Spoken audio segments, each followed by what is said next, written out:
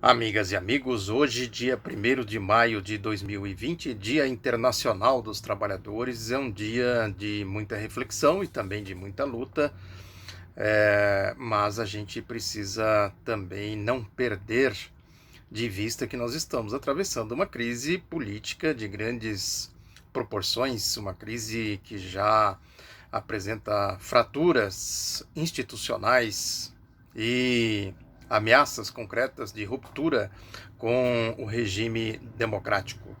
Mas antes de prosseguir, eu sou Oswaldo Bertolino. Hoje é dia 1º de maio, já disse aqui, Dia Internacional dos Trabalhadores.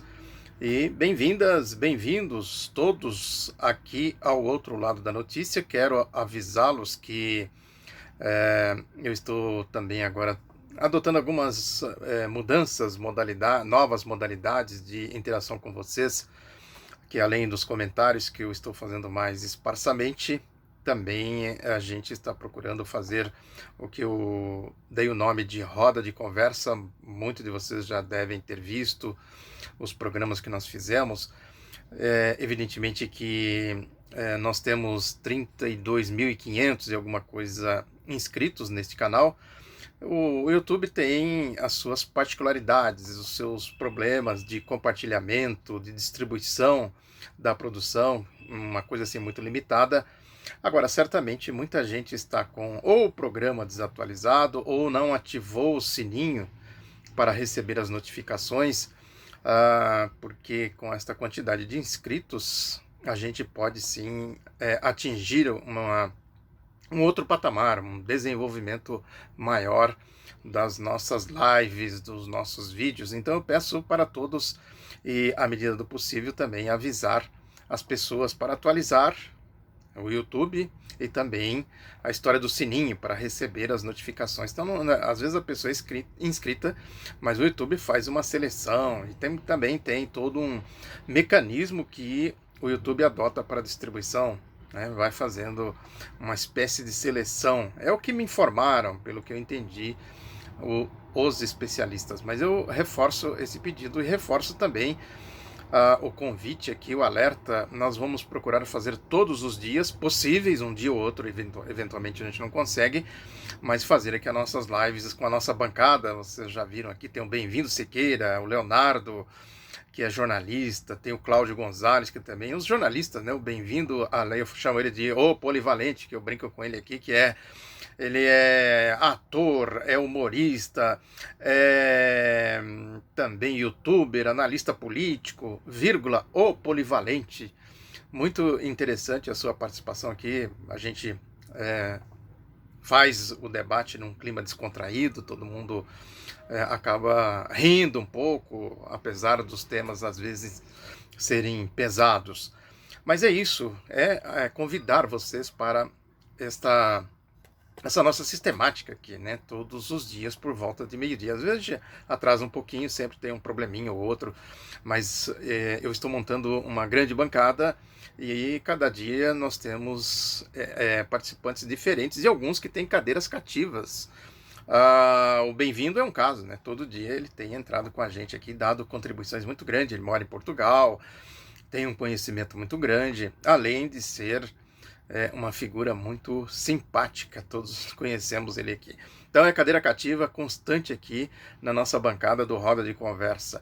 Eu quero falar um pouco para vocês, além dessa questão dos trabalhadores, do Dia Internacional dos Trabalhadores, a forma como o capital, o regime, o sistema, como eles estão tratando isso, que é muito interessante. Eu peguei aqui como referência dois editoriais do jornal O Estado de São Paulo, que entrou nessa questão. É interessante que os outros jornalões, a Folha e o Globo, não trataram do tema no âmbito editorial.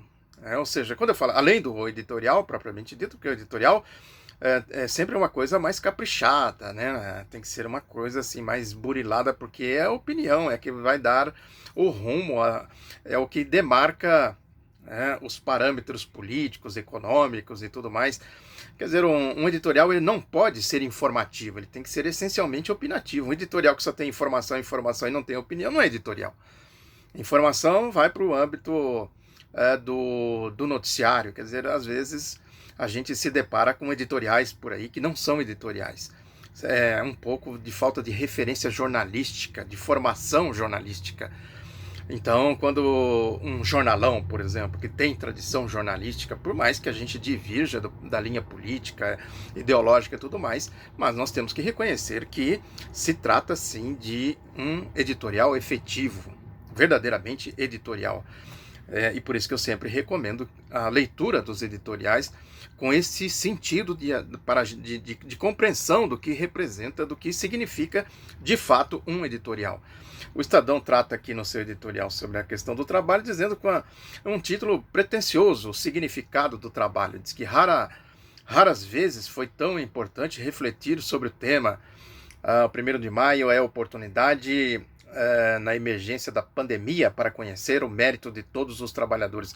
Ou seja, pode se reconhecer o mérito de todos os trabalhadores, mas não se pode reconhecer o mérito do trabalho. Há uma diferença grande entre o trabalhador e o trabalho.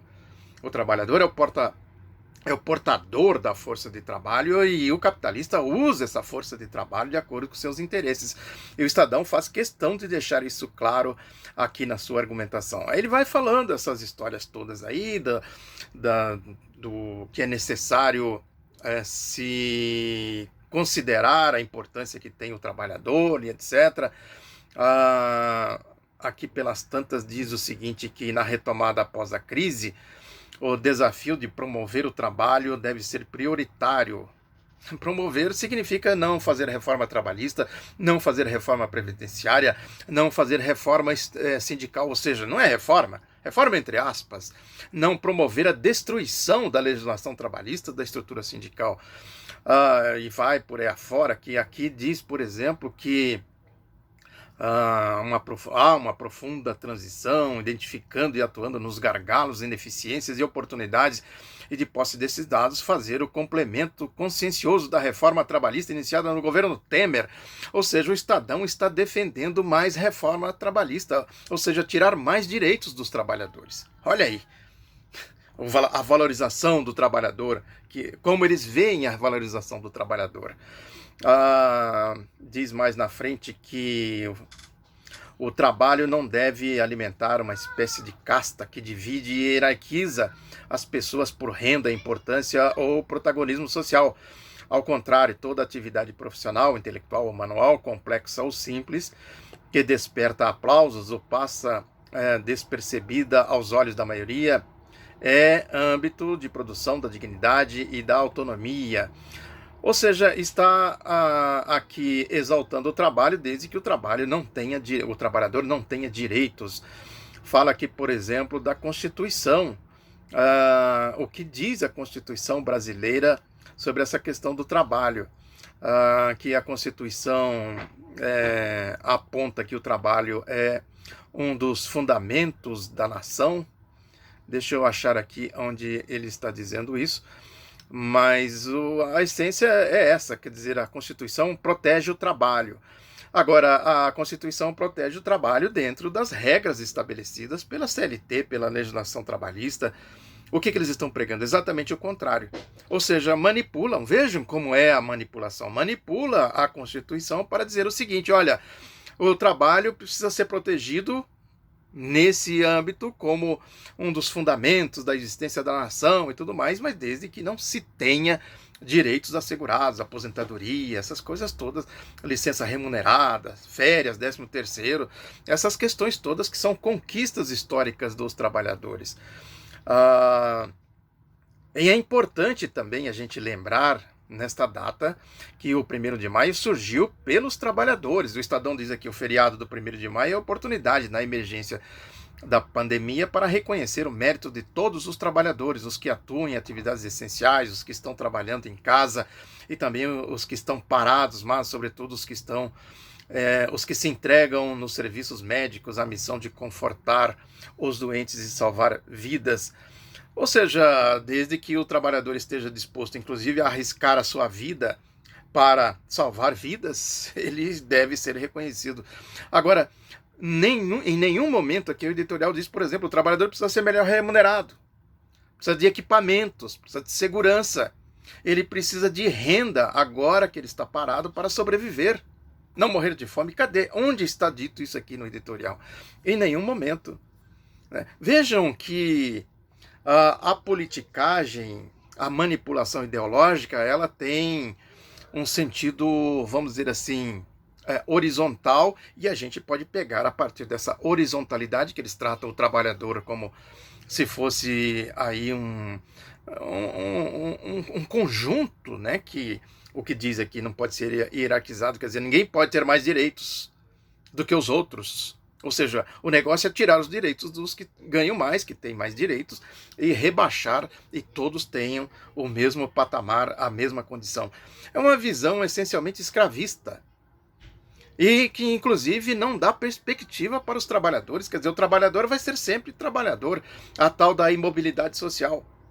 Não pode dar democracia para os trabalhadores, por exemplo, porque se der democracia para os trabalhadores tomam o poder e tomam consciência de que nós não precisamos de capitalistas. O capitalista serve para quê, mesmo se não para manipular o capital? Qual é a utilidade do capitalista? Se o trabalhador tem democracia, conhecimento, ele vai chegar a essa conclusão. Nós não precisamos de senhores. Como diz a Internacional Comunista, não mais senhores, etc, etc. Essa aqui é a questão. Agora, a manipulação, eu quero fazer aqui um link desta questão com um outro editorial do Estadão também, que diz muito respeito a essa questão aqui que eu estou comentando, que fala desse problema da ética. O que vem a ser a ética? Tudo tem conceito de classes, tudo tem conceitos ideológicos. Se a gente fugir disso, evidentemente que nós não vamos compreender, né? Por que uns têm que ter ética e outros não? Por que uns têm que atribuir os conceitos de éticas para outros, sendo que ele se exime de cumprir as questões éticas? O Estadão, por exemplo, não tem ética. É só observar como eles tratam o ex-presidente Luiz Inácio Lula da Silva, a esquerda de uma maneira geral. A história do Estadão, o Estadão é centenário. Os comportamentos dos grupos de mídia, das corporações. E aí se apega nessa questão da corrupção. Quer dizer, a corrupção sempre foi uma bandeira de politicagem. Eles nunca conseguiram apresentar um projeto de poder, um programa de governo sem que esteja lá essa tal da bandeira da ética. Ética na política, contra a corrupção, não sei mais o quê, porque a corrupção faz parte do sistema. Quer acabar com a corrupção, acabe com o sistema. Enquanto houver capitalismo, vai haver corrupção. Isso, quem estuda as categorias econômicas, sociais, compreende bem isso. Portanto, quando se fala que um é corrupto, o outro não é corrupto, é mera politicagem. Quem está envolvido dentro do sistema está, sim, lidando com a corrupção cotidianamente. A questão é como um trata a questão da corrupção e como o outro trata.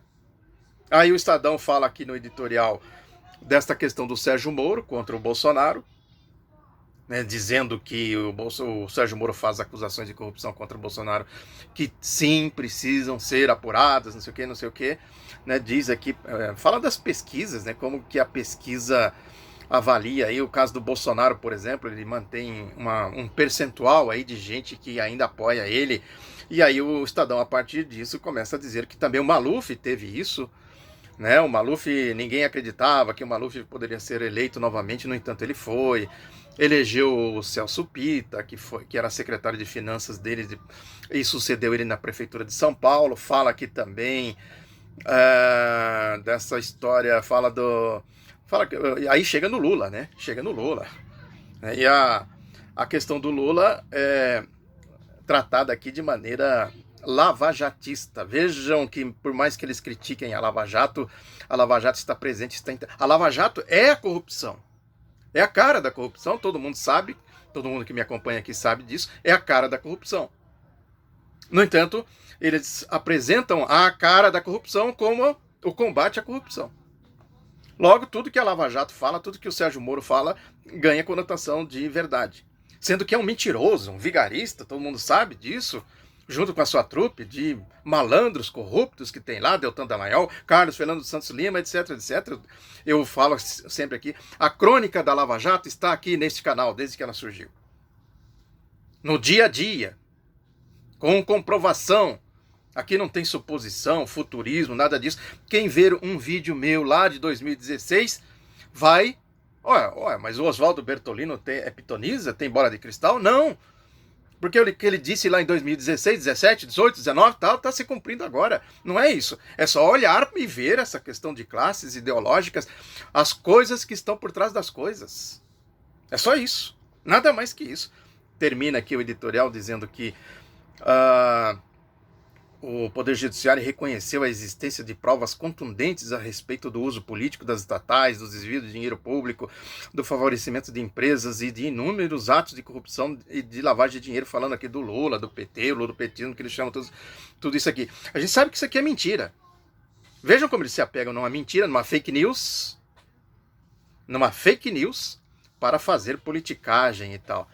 Aí pega lá o caso do triplex, do sítio de Atibaia e tal, aquela montoeira de mentiras, aquele amontoados de mentiras de Sérgio Moro e sua gangue. É isso. É uma coisa absurda. Quer dizer, muitas coisas que o Sérgio Moro falou do Bolsonaro é verdade. Agora, muito mais coisas que o Bolsonaro fala do Moro também é verdade. O Sérgio Moro não merece credibilidade nenhuma. Nós sabemos aqui, quem acompanha esse canal sabe que não merece. Não tem nenhuma credibilidade para falar em ética, nem o Estadão, nem o Grupo Globo, nem o Grupo Folha, nem ninguém desse mundo privado aí, que é o mundo da corrupção. E a Lava Jato é o suprassumo disso, é a essência disso, ou seja, é a própria corrupção. Aí termina aqui o editorial dizendo: durante o tempo em que ficou preso em Curitiba, Lula teve a poucos metros do prédio da PF admiradores que o saudavam diariamente, indiferentes a qualquer juízo ético sobre a conduta do líder petista, gritavam: "Bom dia, presidente Lula". Caminhando a passos largos, os apoiadores de Bolsonaro esforçam-se para não ficar para trás. Vejam que a questão da corrupção para esse tipo aqui de ideologia do Estadão é uma mera conveniência. O Bolsonaro não era corrupto, agora é. O Sérgio Moro nunca foi corrupto, possivelmente nunca será, até que o projeto de poder dele, que é o projeto de fato fascista, autoritário, se consolide. Da Lava Jato, que não é ele, né? Ele pode sair de cena, é o projeto. Né? A Lava Jato, o partido da Lava Jato, que é o partido de Wall Street, do Grupo Globo, que eu sempre digo aqui. Entrevistei o Roberto Requião, está aqui neste canal. Também peço para vocês compartilhar, dar like, essas coisas todas, que ele fala exatamente disso. Entrevistei ontem à noite o Requião. Ou seja, aí põe o Bolsonaro e o Lula no mesmo patamar. O Lula é corrupto e eles não suportam a ideia de que o Lula não seja corrupto. Ele tem que ser corrupto, contra todas as evidências. E eles não suportam a ideia de que o Moro é corrupto. Dizem que não é corrupto, contra todas as evidências. Olha aí, classes, ideologias, pululando, saltando na nossa cara. É isso. Queria fazer aqui esse comentário, essa reflexão com vocês. Reforço o pedido para vocês compartilhar, dar like, né, mandar para os amigos, né, ver se a gente dá aqui um impulso no canal para a gente aproveitar os talentos que estão aqui agora participando também da nossa roda de conversa. Muito obrigado pela atenção, um abraço e até a próxima.